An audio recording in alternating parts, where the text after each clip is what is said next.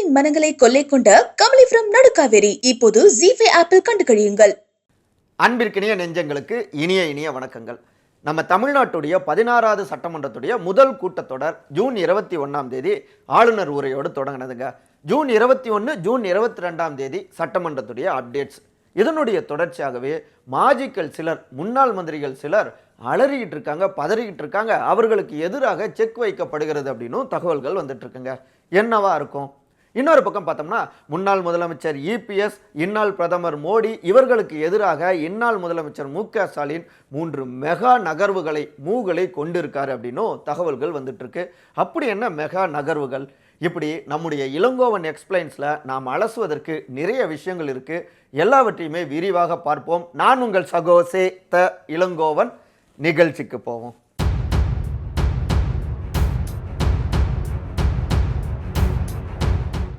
நம்ம தமிழ்நாட்டு சட்டமன்றத்துடைய சபாநாயகர் அப்பாவு அவர்களுடைய தலைமையில் 2ஆம் நாள் கூட்டமும் தொடங்கினதுங்க. இதில் தான் மறைந்த முன்னாள் எம்எல்ஏக்கள் சட்டமன்ற உறுப்பினர்களான 13 பேர்களுக்கு இரங்கல் குறிப்பும் வாசிக்கப்பட்டதுங்க.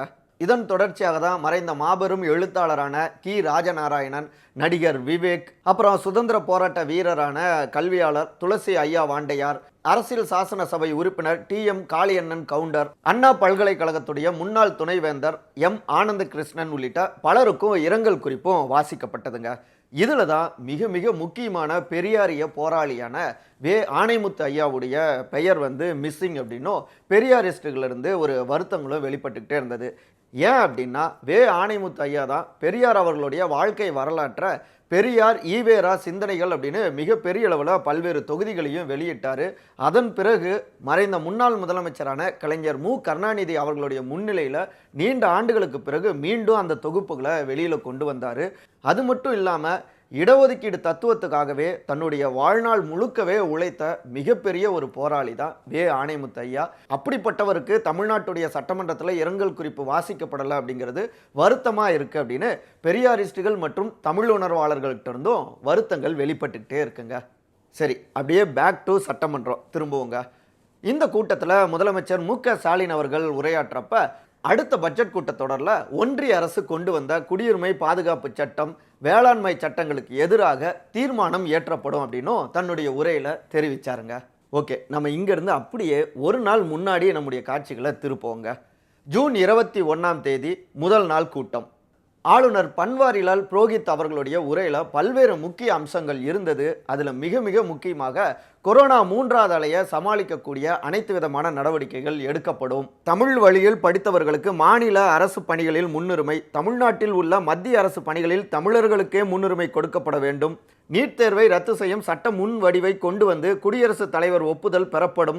சர்வதேச தரத்திலான மாநகராக சென்னையை உயர்த்த சிங்கார சென்னை 2.0 திட்டம். அப்புறம் மாநிலம் முழுக்கவே மீண்டும் உழவர் சந்தைகள் உயிர்ப்பிக்கப்படும்.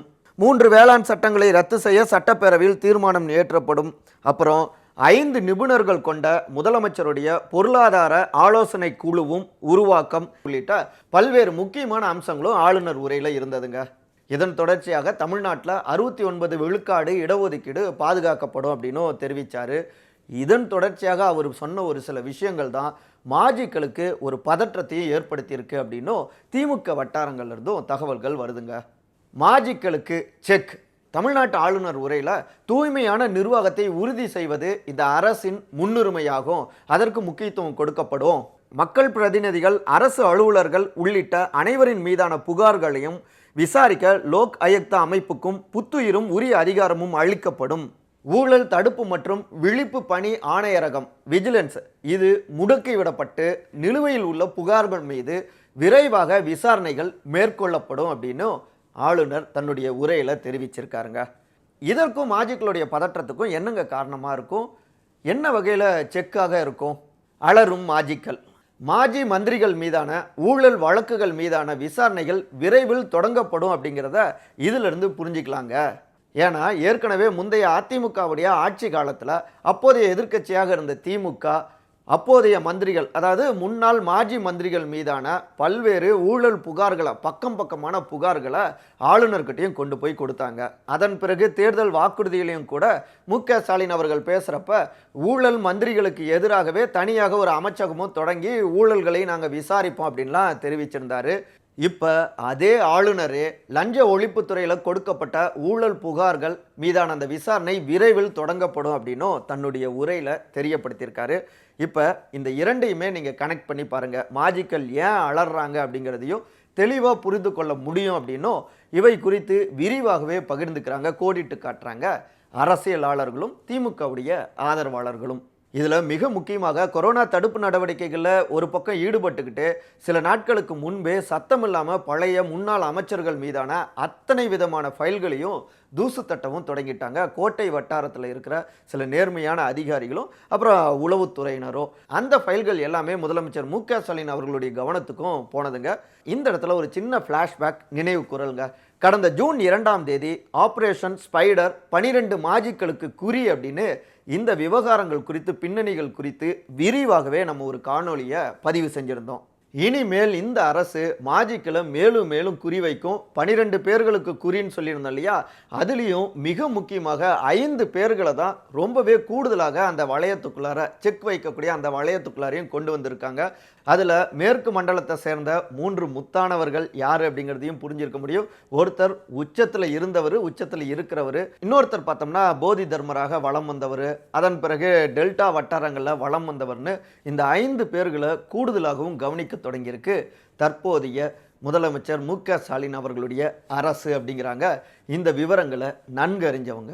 இந்த இடத்துல கூடுதல் முக்கியத்துவம் வாய்ந்த ஒரு தகவலாக முன்னாள் அமைச்சரான எஸ்.பி. வேலுமணி அவர்கள் சென்னை மற்றும் கோவை மாநகராட்சிகளில் டெண்டர்களில் முறைகேடு செஞ்சதாகவும் அதனால சிறப்பு புலனாய்வு குழுவினர் அமைத்து விசாரிக்கணும் அப்படின்னும் அறப்போர் இயக்கம் புகார் அளித்து உயர்நீதிமன்றத்திலையும் ஒரு வழக்கும் போட்டிருந்தாங்க. அந்த வழக்கு ஜூன் 21ஆம் தேதி விசாரணைக்கும் வந்தது. இதுல தான் முன்னாள் அமைச்சர் எஸ்.பி. வேலுமணி சார்பாக ஆஜரான மூத்த வழக்கறிஞர் ஏற்கனவே அரசு சிறப்பு அதிகாரியை நியமித்து விசாரணை நடத்தினதுல எந்த குற்றச்சாட்டும் இல்லைன்னு சொல்லிட்டாங்க. இந்த விசாரணை அறிக்கையை அரசு ஏற்றுக்கொண்டதாகவும் எனவே இந்த வழக்கு விசாரணைக்கு உகந்ததல்ல அப்படின்னு தெரிவிச்சிட்டாங்க அப்படின்னு தெரிவிச்சாரு. ஆனாலும் உயர்நீதிமன்ற நீதிபதிகளோ விசாரணை அறிக்கையை அரசு ஏற்றுக்கொண்டாலும் நீதிமன்றம் ஏற்றுக்கொள்ளவில்லை, எனவே வழக்கை விரிவாக விசாரிக்க வேண்டும் அப்படின்னு சொல்லி 4 வாரத்துக்கு இந்த வழக்கையும் ஒத்தி வச்சிருக்காங்க நீதிபதிகள். இது ரொம்ப முக்கியமானது. இதை எல்லாவற்றையுமே நீங்கள் கூட்டி கழிச்சு பாருங்க, என்ன விஷயங்கள் அப்படிங்கிறத புரிஞ்சிக்க முடியும். இப்படியான காரணங்களால தான் மாஜிக்கள் பலரும் அலறிக்கிட்டு இருக்காங்க. முன்னாள் அமைச்சர்கள் மீதான தற்போதைய அரசுடைய அட்டாக் தொடர்ந்துக்கிட்டே இருக்கும். அடுத்தடுத்து கைது படலங்களும் ஏற்பட்டாலும் ஆச்சரியப்படுவதற்கு இல்லை அப்படின்னும் இந்த ஒட்டுமொத்தமான தகவல்களையும் நம்மக்கிட்ட பகிர்ந்துக்கிட்டாங்க கோட்டை வட்டாரத்தில் இருக்கிற உளவுத்துறை சார்ந்த அதிகாரிகளும் அதே போல் திமுகவுடைய சீனியர் நிர்வாகிகளும். இதெல்லாம் ஸ்மெல் செஞ்சோ என்னவோ, எது வந்தாலும் சரி மோதி பார்த்துக்கலாங்கிற ரீதியில் முன்னாள் முதலமைச்சரான எடப்பாடி பழனிசாமி அவர்களும் குடும்ப தலைவிக்கு மாதந்தோறும் ரூபாய் 1000 வழங்கும் அறிவிப்பு இடம்பெறல, கோதாவரி காவிரி இணைப்பு திட்டம் கூட ஆளுநர் உரையில் இடம்பெறல, ஆளுநர் உரை எங்களுக்கு பெருத்த ஏமாற்றத்தை கொடுக்குது அப்படின்னு தன் பங்குக்கு இபிஎஸ் அவர்களும் பேசினாருங்க. நம்ம இங்கிருந்து ஆளுநர் உரையுடைய அடுத்த மிக மிக முக்கியமான ஒரு அம்சம் குறித்தும் பார்க்கலாங்க. உள்ளாட்சி தேர்தல் குறித்து தான். மறு தேர்தலா, உள்ளாட்சி அமைப்புகளின் தன்னாட்சி கொள்கை மீது இந்த அரசு உறுதியான நம்பிக்கை கொண்டுள்ளது. இதன் அடிப்படையில் மாநிலத்தில் உள்ள ஊரக மற்றும் நகர்ப்புற உள்ளாட்சி அமைப்புகளுக்கு இந்த அரசு புத்துயிர் அளிக்கும் அப்படின்னு ஆளுநர் தன்னுடைய உரையிலையும் குறிப்பிட்டிருந்தாருங்க. ஏற்கனவே பதவியில் இருக்கிற உள்ளாட்சி அமைப்புகளுக்கு புத்துயிர் அளிப்பது அப்படின்னு சொன்னா அப்ப மறு தேர்தலா அப்படிங்கிற கேள்வி திமுக உள்ளிட்ட பலரிடமிருந்தும் வெளிப்பட்டிருக்குங்க. ஏன் அப்படின்னா முந்தைய அதிமுக ஆட்சி காலத்துடைய இறுதி கட்டத்தில் உள்ளாட்சி தேர்தல் சில மாவட்டங்களில் மட்டும் பகுதிகளில் மட்டும் நடந்தது. அதில் திமுக அதிமுக 2 தரப்பினருமே கணிசமான வெற்றிகளை பெற்றிருந்தாங்க. வெற்றி வித்தியாசம்னு பார்த்தா 2 தரப்புக்குமே மிக மிக குறைவு தாங்க.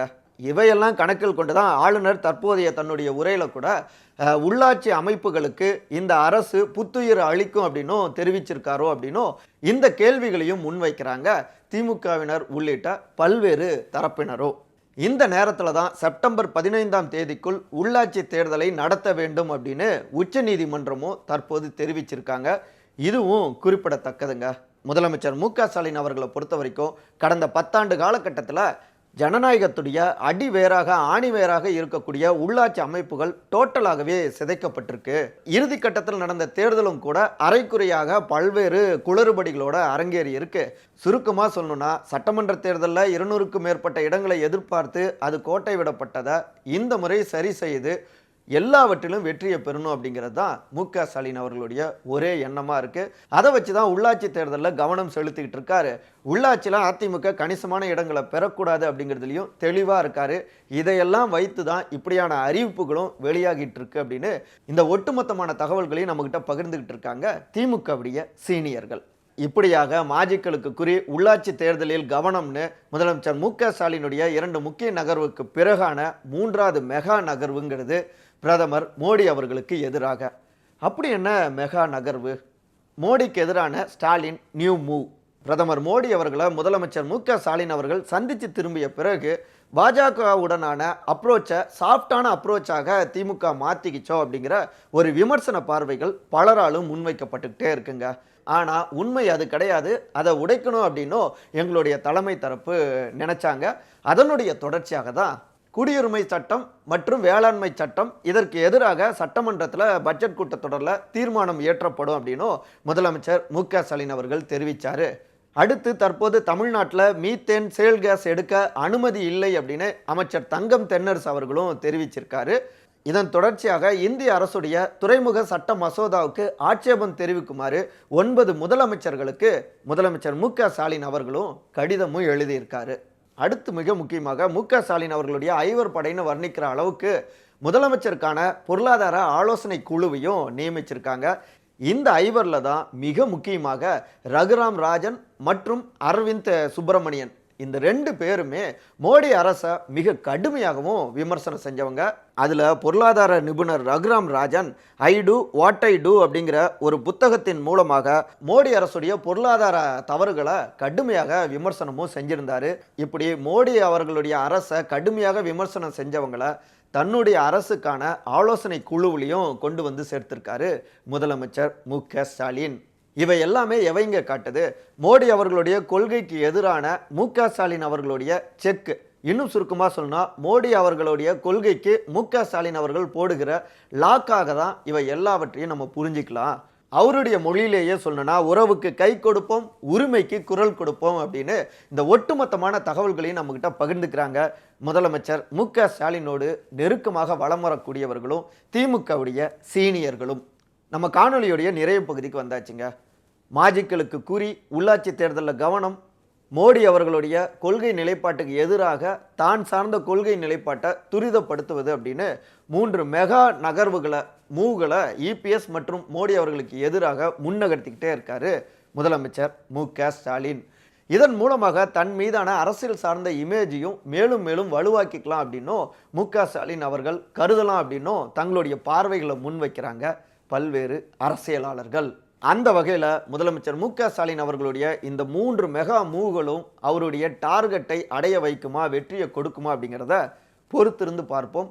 அது எப்பொழுதும் போல மக்களுடைய கைகளிலேயே இருக்கு. இதே போன்ற அரசியல் சார்ந்த காணொலிகளை காண விகடன் டிவியை சப்ஸ்கிரைப் பண்ணுங்க. மறக்காம உங்களுடைய கருத்துக்களை கருத்துரை பகுதியில் வந்து பதிவு செஞ்சிருங்க. எங்க வெளியில போறதாக இருந்தாலும் தவறாமல் உங்களுடைய உயிர்கவசத்தை அணிந்து கொள்ளுங்கள். ஒருங்கிணைந்து கொரோனாவை ஒழிப்போம். நன்றி, வணக்கம். தன் கனவுகளை நோக்கி ஓடும் கமலியின் சுவாரஸ்யமான பயணத்தை மிஸ் பண்ணிடாதீங்க. மக்களின் மனங்களை கொள்ளை கொண்ட கமலி ஃப்ரம் நடுக்காவேரி இப்போது ஜி5 ஆப்பில் பார்த்து மகிழுங்கள்.